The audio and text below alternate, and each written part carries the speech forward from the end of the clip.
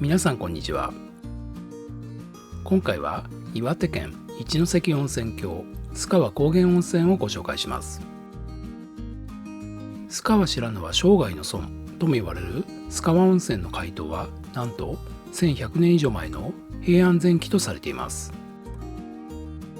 須川高原温泉は大露天風呂が有名な須川温泉を代表する温泉で、日本人を守る会会員です。周辺の道路は雪のため11月から4月にかけて冬季閉鎖となるため、須川高原温泉もそれに合わせて冬季は閉鎖となります。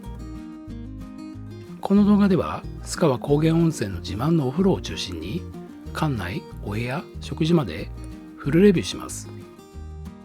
見どころたっぷりの動画となっていますので、ぜひ最後までじっくりとご覧ください。さて、今回は10月下旬の栗駒山の紅葉のピークを狙って予約をしました。周囲の木々は徐々に色づき始めていて、紅葉の絶景宿に期待がかかります。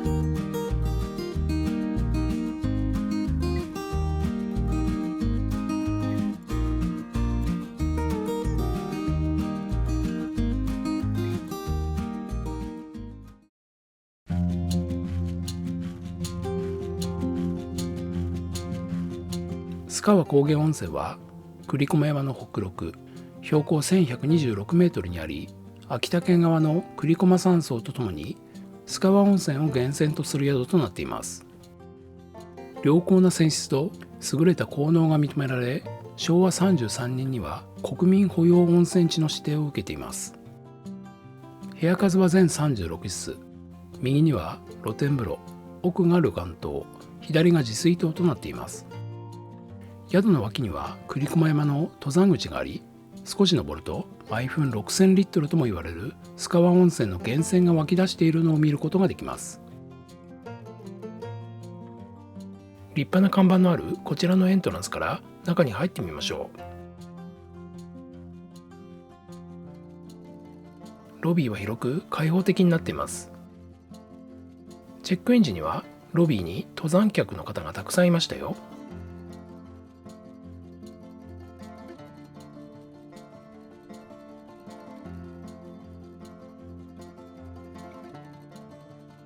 須川高原温泉は日本人を守る会の会員です。アメニティはフロントに用意されていました。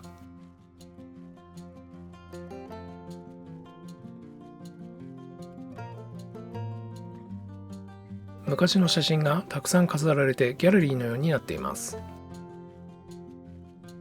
フロントから右に進むと売店、食堂、旅館等への通路があります。日帰り客も多いためかロッカーがずらりと並んでますね。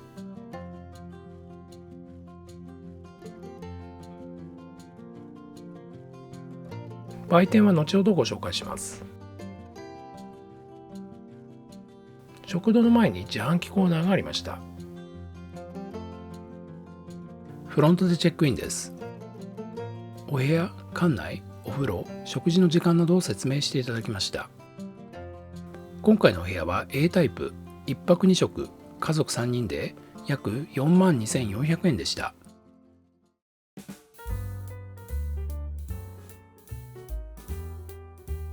はい、今回のお部屋はこちらの301号室姫小松というお部屋になります。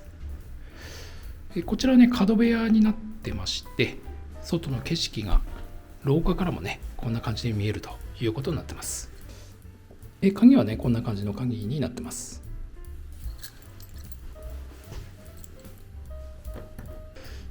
そしてこちらが玄関ということになります。まず入ってすぐにこちらに洗面がありまして、非常にねシンプルな洗面になってまして、ハンドソープ、フェイスソープっていうのだけが置かれてまして、アメニティについては部屋置きはしてないので、必要な人はフロントからもらってくださいということになってます。そしてこちらがトイレですね。トイレはこんな感じのトイレになってますけども、ウォシュレットはねついてないトイレみたいですね。あとね、こちらのお部屋にはお風呂はありませんけども、お風呂に関してはね、大浴場、露天風呂、立派なお風呂がありますので、そちらで入ればいいのかなというふうに思いますね。それではね、こちらからお部屋に行ってみます。こちらがね、301号室のお部屋ということになります。こちらのお部屋は景色が一番いいお部屋というふうに伺ってますけども、ちょっとまずは外を見てみたいと思います。ただ今日はですね、こんな感じで雪が降ってます。一応ね、予報ではね雪は降る予報だったみたいなんですけども、まさかこんなに積もるほど雪が降るとは思ってなくてちょっとびっくりなんですが、一応こちらのお部屋はね、景色のいいお部屋ということで、こちらがね大日岩という大きな須川高原温泉のシンボルになっている巨石でありまして、下の方にはこんな感じで見えますかね、鳥居があるんですね。そしてこの山の斜面を下って源泉が流れてくるところが見えるということで、非常に見晴らしのいいお部屋になってます。こちらもね、本来であればおそらく奥の方に紅葉の山が見えるはずなんですけども、今日はちょっとこの天気では前が見えないんですけども、明日ですね、天気が回復するかどうか、それを期待したいと思います。窓側から改めてお部屋を見ますとこんな感じになってます。こちらのお部屋は和室の A タイプの10畳のお部屋ということで、こちらの須川高原温泉の中では景色もね、それからお部屋の広さも、一番グレードの高いお部屋ということになってます。この辺のね屋根の作りとか、こういった竹ですね、こういった竹とかですね、こういったこれ何ていうのかちょっとあれですけど、欄間のようなそういった感じのところもちょっと装飾がね施されていて、昭和の時代を思わせる古き良きいい和室という感じですよね。こちらの小窓から先ほどの大日岩がここからも見えるということになってます。いろんなところからね外の景色を楽しめるお部屋ということになってますね。こちらにはテレビとポットですね。それから下には金庫があります。中央にはテーブルと座椅子が3つ用意されてますね。そしてこちらにはねバスタオルとフェイスタオルありますけども、浴衣に関しては廊下にある浴衣をね好みに応じて持ってくるというスタイルになってます。こちらはお茶のセットですね。そしてこちらはお茶菓子ですけども、雪せんべいという南部せんべいみたいなせんべいですね。あとはごぼう茶が用意されてます。それではね、須川高原温泉について少し説明をしたいと思います。もともとはね、70部屋ぐらいあるようなかなり大きな旅館だったようですけども、現在はこちらにあります炊事棟と、それから一般の旅館棟というふうになってまして、現在の客室は36部屋ということになってるみたいです。旅館部の方は和室のお部屋が中心で、一部洋室のお部屋があるということになってます。自炊棟は基本的にはトイレは共同ということになってます。そしてね、旅館部の料金表決まってまして、このように A タイプ、B タイプ、C タイプ、D タイプということになってます。A タイプと B タイプはね、どちらも10畳ですけども、A タイプは今回の僕らのお部屋もそうなんですけども、日当たりが良くて景色のいいお部屋ということになってます。B タイプはベッドがある洋室ということになってますけども、景観はあまり良くないということになってます。C タイプと D タイプは8畳の和室ということになっています。子ども料金は大人と食事が同じであれば 70% ということになってますね。それから自炊部はね、こんな感じで1泊1人で6000円からというふうにかなりリーズナブルになってます。ただし自炊部については食事はついてないということになりますね。あとはこの基本料金に曜日によって多少変動するということになってます。それからこちらの須川高原温泉は日帰り入浴のお客さんもかなりたくさん来ます。日帰り入浴の料金は大浴場と露天風呂別になってまして、大人1人で700円となってます。露天風呂と大浴場の共通の入浴券は1000円ということになってますね。で、今回僕らが泊まってるのはこの旅館棟の一番端の栗駒山側のねお部屋で301号室ということになってます。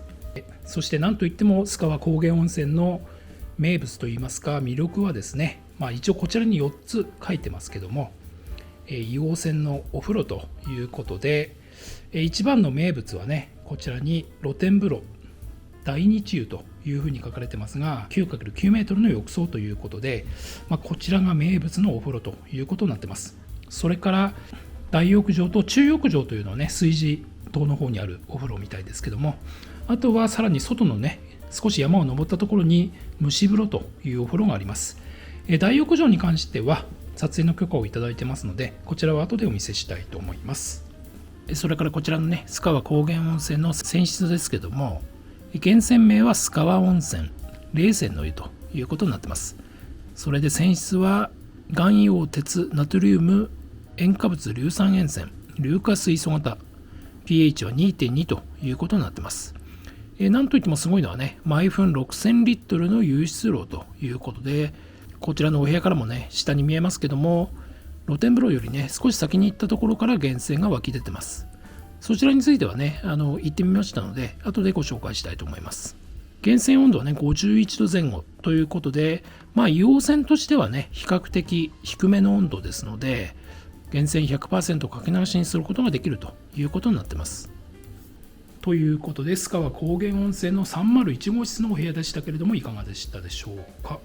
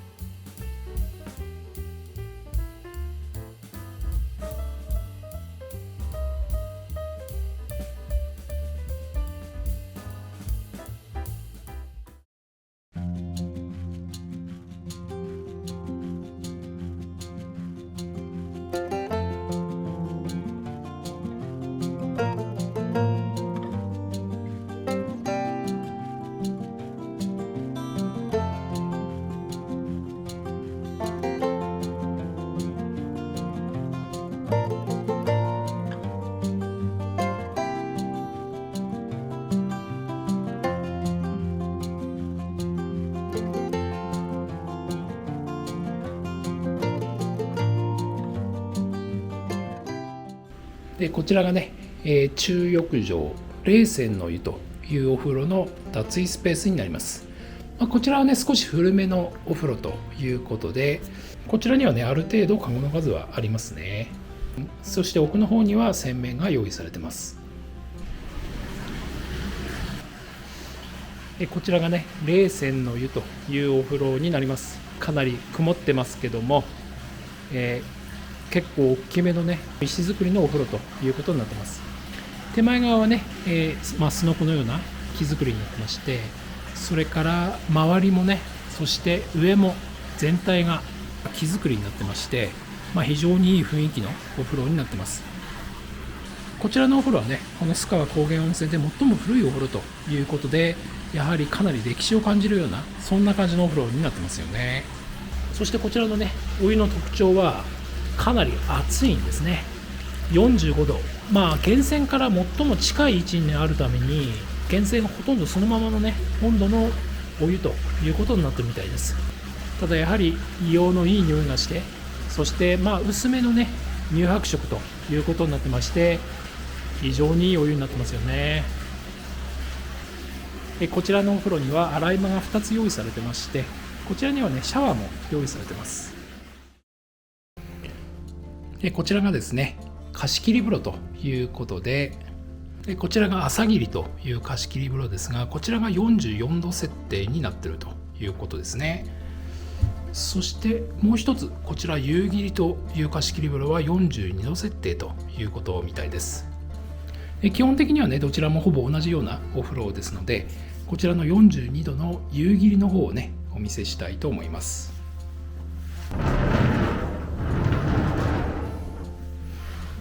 こちらがね貸し切りの家族風呂ということになります。やはりね脱衣スペースはこれぐらいのね広さになってますね。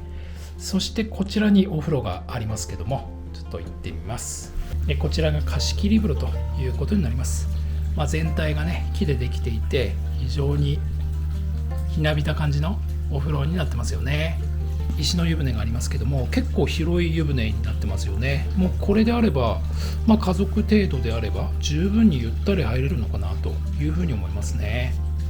そしてもうここに入った瞬間に硫黄のいい香りがしてきます。お湯はやはりこんな感じの非常に綺麗な乳白色のお湯になってます。もうほんとこのお湯は素晴らしいですよね。こちらのお風呂を、家族あるいは一人でね、入ることができるというのは貸し切り風呂のいいところですよね。窓は開きますけども、外はこんな感じになってます。ちょっと半露天風呂のようなそんな感じにもなりますね。こちらにはね洗い場が一つしっかりと用意されてまして、シャンプーとボディーソープもねしっかりと用意されてます。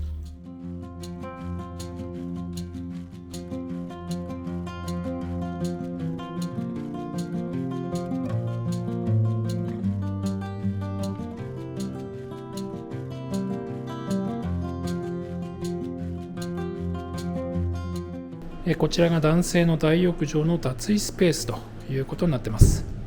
お部屋の数を考えてもね、あと日帰りのお客さんが来るということを考えても、これぐらい広ければ十分かなというふうに思いますね。そしてこちらにはね日帰り用でしょうかね、有料のコインロッカーもあります。こちらには洗面が用意されてますね。洗面はねシンプルな感じの洗面になってますけども、ドライヤーが用意されてますね。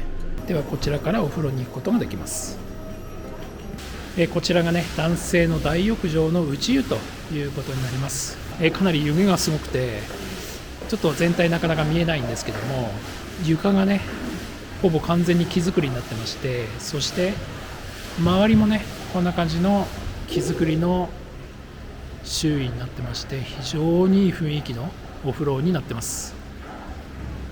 お風呂もね下は石なんですけども、周りはねこんな感じで木が縁取られていて、で少し段差があるんですが、その下が石になっているということですね。お湯はまだ新しめのお湯なので、お湯は結構透明ですけども、時間が経ってくるともっと白くなってくるのかなというふうに思います。そしてお風呂全体はこんな感じです。非常に広い、20人ぐらい入れそうなそんな感じのお風呂になってますよね。そして洗い場もねこちらに十分な数用意されてますよね。シャワー付きの洗い場になってまして、こちらがリンスインシャンプーと、こちらはボディーソープということになってます。それからこちらにはねシャワースペースが用意されてますね。それからねこちらには露天風呂があるので行ってみたいと思います。そしてこちらが男性の露天風呂ということになります。外にあるね大露天風呂とは違って、こちらの露天風呂はこんな感じで、周りとそれからね上もこんな感じでスノコのような感じで囲まれてて、開放感はねそれほどでもないんですけども、外とつながってるお風呂ということになります。そしてお風呂についてはね、全体は石でできてるんですけども、周りは木で縁取られたようなそんな感じのお風呂になってますよね。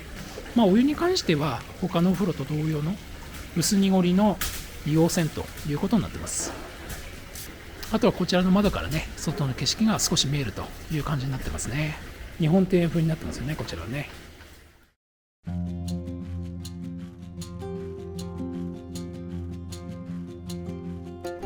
こちらが女性の脱衣スペースということになりますね。ほぼ男性のね脱衣スペースと同様かなというふうに思いますけども、こちらにはねやはり同様に洗面があります。こちらもねシンプルな洗面になってますけども、ドライヤーがね用意されているということですね。そしてこちらにはベビーベッドもありました。そしてこちらが女湯の大浴場の内湯ということになります。ほぼ男湯と同様の広さのお風呂になってまして、やはり下がね石になってて、周りはこんな感じで木が縁取られているという感じになってます。そして源泉はね奥の方からこんな感じで入り口が見えてますけども、こちらもやはり源泉 100% かけ流しということになってます。お風呂の広さはねやはりかなり広くて、男湯と同様に20人ぐらいは入れそうな広さになってますよね。でこちらがね女湯の大浴場の露天風呂ということになります。こちらも男性の露天風呂とほぼ同様ですけども、周りがこんな感じで木で囲まれていて、上にはねすのこが張られているという感じになってます。お風呂の大きさはね結構広くて、10人ぐらいゆったり入れそうな、それぐらいの広さのお風呂になってますよね。で全体は石造りですけども、上にはこんな感じで木がね縁取られているということになります。そして源泉が奥の方から流れてますけども、もちろん源泉 100% ということになってます。こちらの全体が木造りのこの雰囲気といい、濁り湯のお風呂の硫黄の匂いといい、もうほんと素晴らしいお風呂になってますよね。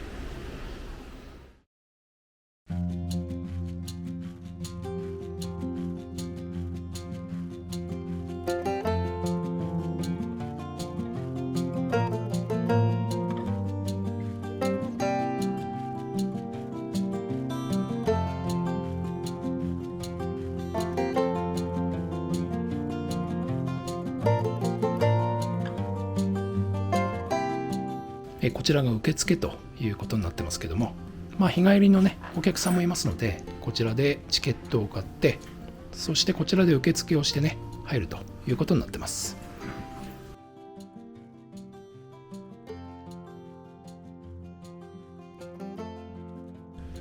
こちらが大露天風呂の男湯の脱衣スペースになってます。カゴがね結構たくさんありますので、脱衣スペースとしては十分なのかなというふうに思いますけども、こちらにはね洗面が用意されてますね。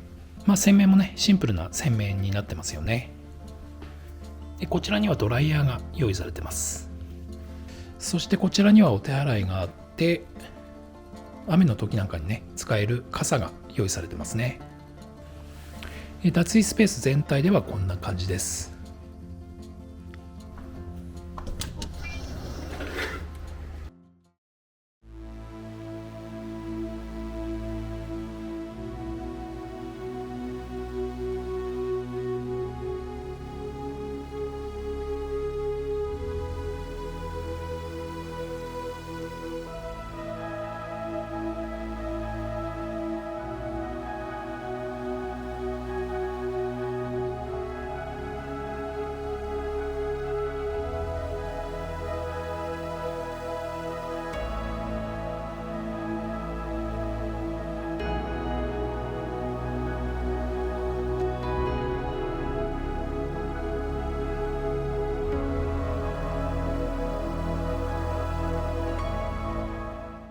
こちらはね板になってまして、奥の方に洗い場がね用意されてます。奥の方にはこんな感じで洗い場がしっかりと、3つぐらいは用意されてますね。ただシャワーはねないみたいですので、蛇口から水を出して洗うということになってます。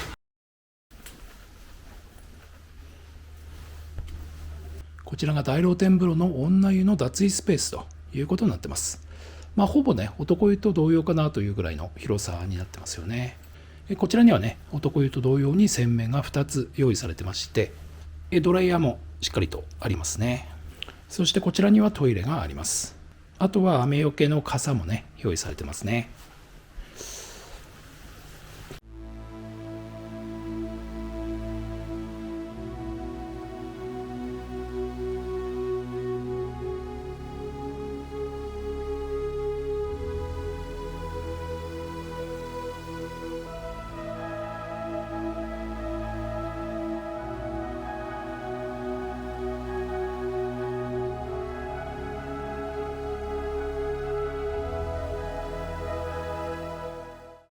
そして、こちらも見えにくいですけども、女湯もお得意と同様に洗い場がねしっかりと3つ用意されているということになってますね。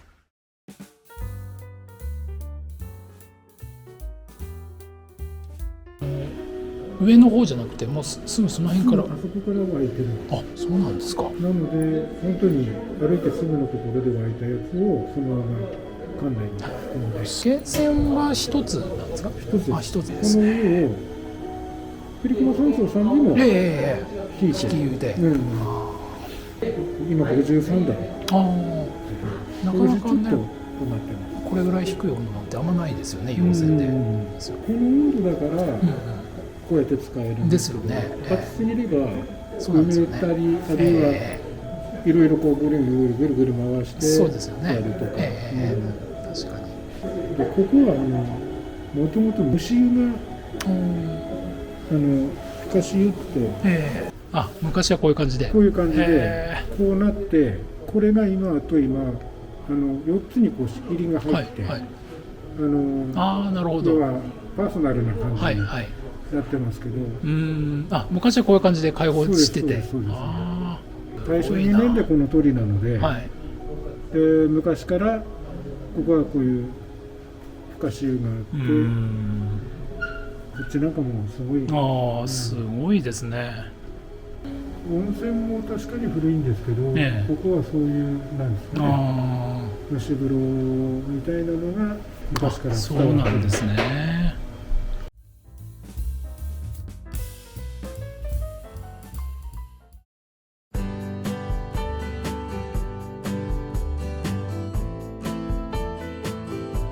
煙に包まれてきました。恐山みたいな。そう、すごいよね。なんかこう霊の集まる場所みたいな感じの。触ると熱いでしょ。ちょっと触ってみ。触った？触ってない。なんで触ってみるの？触ってみて。熱かったらどうするの？そんな熱くないでしょ。熱くても50度ぐらいだから。本当に？源泉50度だから。おお、熱い。おお、気持ちいい。ここに入ってもよさそうだね。本当だね。ここは登れないんですよ。ここ行けないみたい。ダメなんだよね。雪が降ったせいだと思うんだけど。温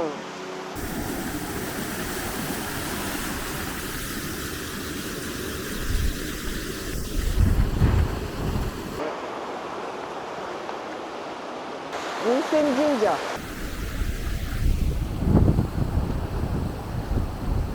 温泉神社がいるんだね。あそこに祠があるわけだ。そう行きたいんだけどね。2人だとガンガン行かせようとするよね。心強いのよ。1人だとね、心細くなる途中で。うわー、すごいこれ白くなってきたよ。地獄みたいな感じ。ねえ、地獄みたいな感じ。お風呂みたいな。源泉って書いてる。書いてる。おお、いい匂い。いい匂いしてる。匂いがすごいね。お、来た。書いてる、ほら、見えました。看板。50度だって。強酸素。すごい、見て、この色。すごい。これ迫力満点だね。でも綺麗なお湯。ね、綺麗だね。ね、すごい色。湯の花がいっぱい沈着してて。そうだね。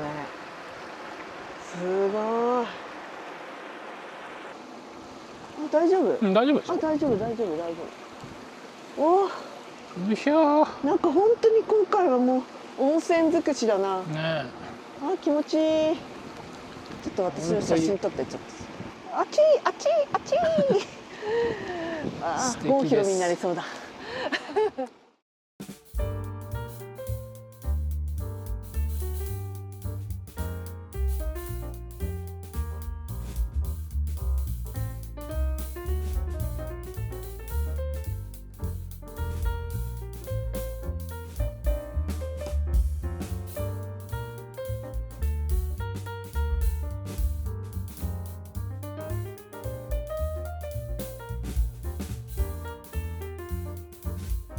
これ湯の花だ。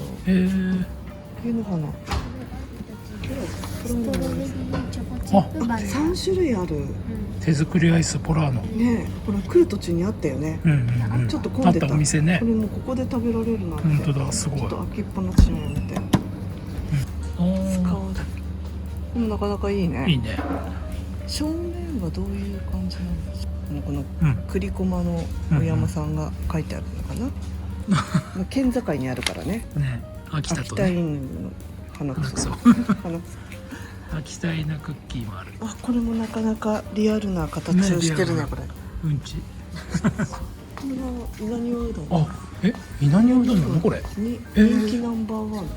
面白いこれ。ねこれがうどんなんだ。そうそうへえ。そう。いつもそういつも見てる綺麗なねうどんじゃないんだね。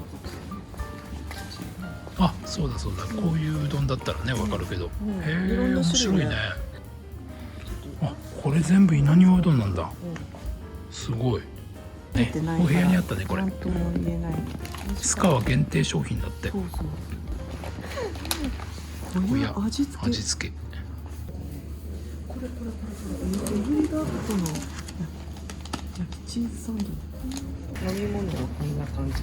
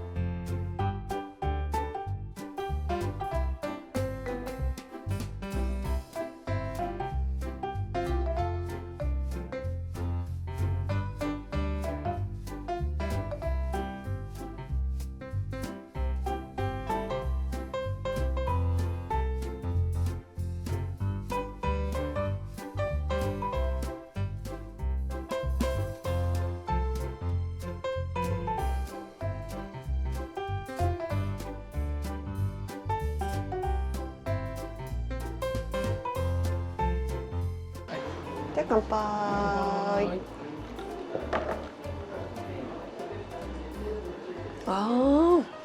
缶ビールも飲んだけどやっぱ生ビール最高だね。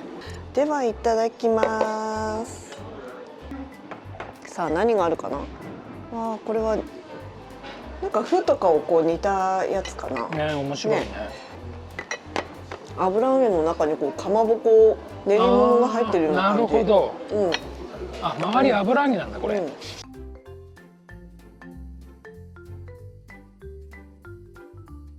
味噌汁美味しそうだ。ちょっといきなり味噌汁いっちゃうけど、このキノコの味噌汁だ。これ絶対取れたてだよね。取れたてだね。山のキノコって感じ。うまいですよこれは。やっぱりさ、山にはるばる山を登ってきたから、やっぱり山のものを食べるっていうのはいいよね。すごかったもんね途中。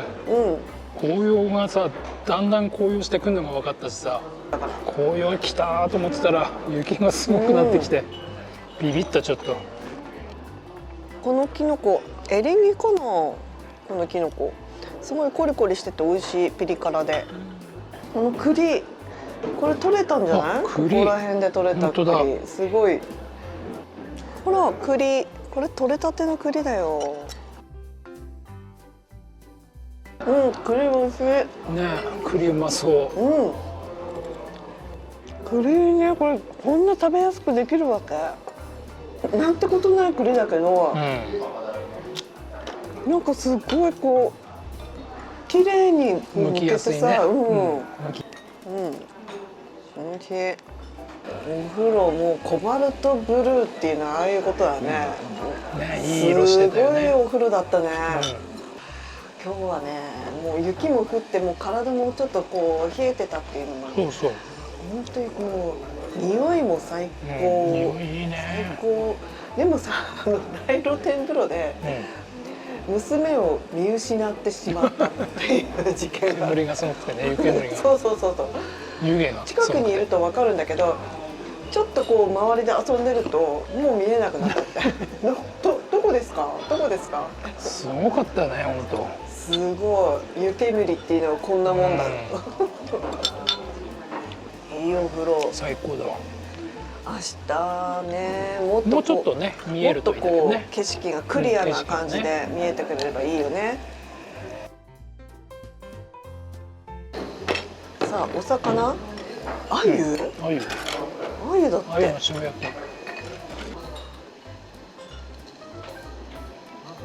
き。よし、骨まで食べようと思えば食べれるけどもというのね、スタッフの人が言ってたんで、それではまあ普通には食べれないんじゃないか。そうだね。普通に無理をしないで。ちょっとでもかぶりつきたいので背中からいきたいと思います。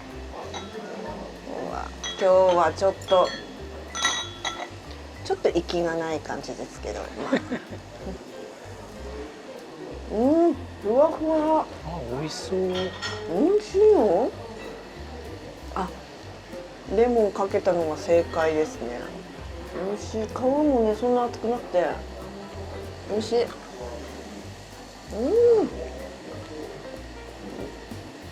骨も粗くないし。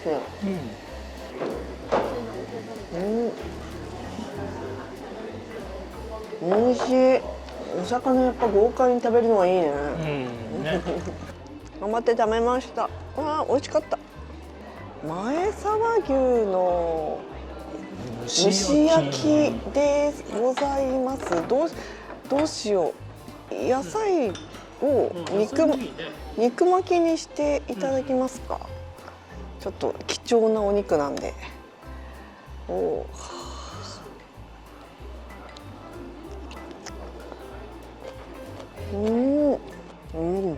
ジューシーだね。野菜もシャキシャキしてて美味しい。ね、美味しそう。タレがねすごく甘め。お肉だけだとねちょっとこってりした感じになるけど、野菜も入っててさっぱり食べられてていいです。この玉ねぎなんかさ、すごいいい感じじゃないこれ。玉ねぎ。あっか。玉ねぎ甘いです。美味しい。岩手って書いてる。コンセルト見えない。コンセルト。地元のワインなんでね。このワインは飲みやすいね。好みだ。多分酔っ払いの親父みたいになってきてる。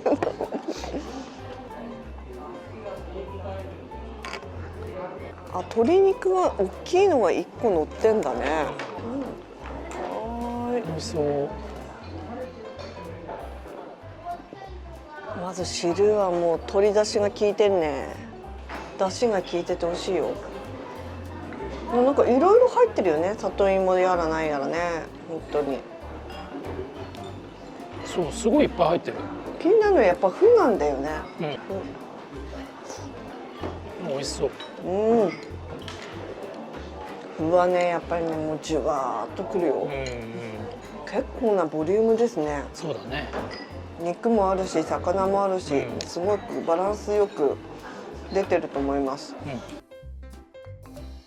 この揺れ加減すごいプルプルんだよね。美味しい。何が入ってるかな。何があるかな。まずエビだな。エビ、鶏肉、宝探しみたいだね。さて。いた。この黄金に輝くこの豆粒がいたよ。美味しい。ここのね茶碗蒸しは具材はそんなに多くないの。あともう卵だけ。さっきあったのエビ、鶏肉、銀杏だけ。珍しいよね。すごいシンプル。そしてプルンプルンよ。お腹と一緒。本当すごいよ。安心感たっぷりだよね。そしてもう最後のこの卵液を最後飲み物になるんだよね。そうそう、最後飲み物になっちゃう。これ美味しいわ。美味しい茶碗蒸し。ひゃっくりが止まらなくなったの。トイレも行きたいからしゃっくりも止まらないんだと思ってトイレしてで止めながらトイレをしたら止まった。止まった。うん。すごいじゃん。すごいでしょ。すごい技を持ってるね。番茶でございます。美味しかった。ごちそうさまでした。お部屋に帰ってきたら布団が敷かれてました。布団のね、マットレスの厚みですけども、結構厚めのマットレスになってますので、これであれば比較的寝やすいのかなというふうに思いますね。今外の天気こんな感じです。もう完全に吹雪です。めちゃくちゃ寒いです。一応ね、そこの第2地はライトアップされてるんですけども、少し見えますけど湯気もすごいので大変な状況ですね。まだ10月なのにね、こんな感じになるとは予想外でした。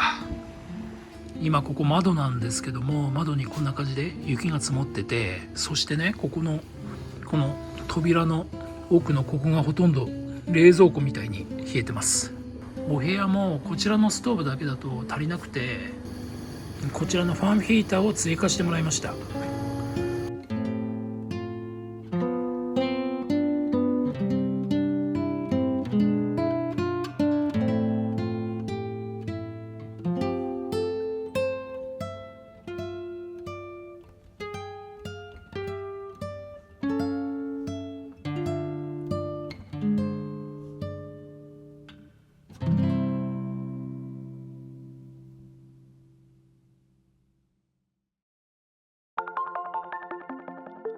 お部屋からの朝の景色です。今日はね、雪が止んで少し晴れてきました。ようやく見えてきました。それでこちら側にあるね、この、岩山ですけども、これが、第二岩という岩でして、震災2008年のね震災で少し壊れちゃったみたいなんですけども、それでもねやはりこんな感じで堂々たる、形をしてますよね。左側には鳥居も見えてますよね。そしてこちら側、奥の方、この岩の奥にはね露天風呂の塔が見えてます。さらにですね、奥の方を見ますと秋田県っていう標識があって、そしてこの赤い屋根の奥の方に見える黒い屋根、県境を挟んで秋田県側にある栗駒山荘という宿になってます。もう完全にね雪景色になっちゃいましたけども、非常に素晴らしい景色ですよね。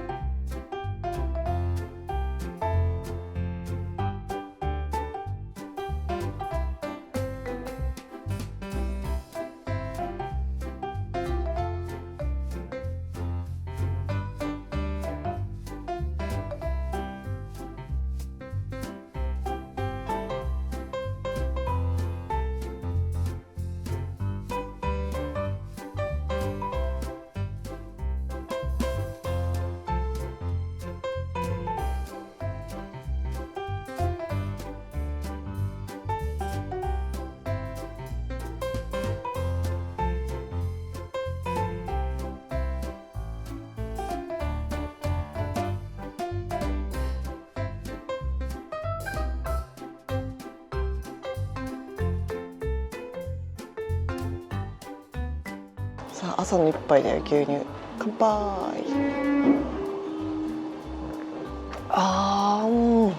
目覚めるね。美味しい。一気飲みしました。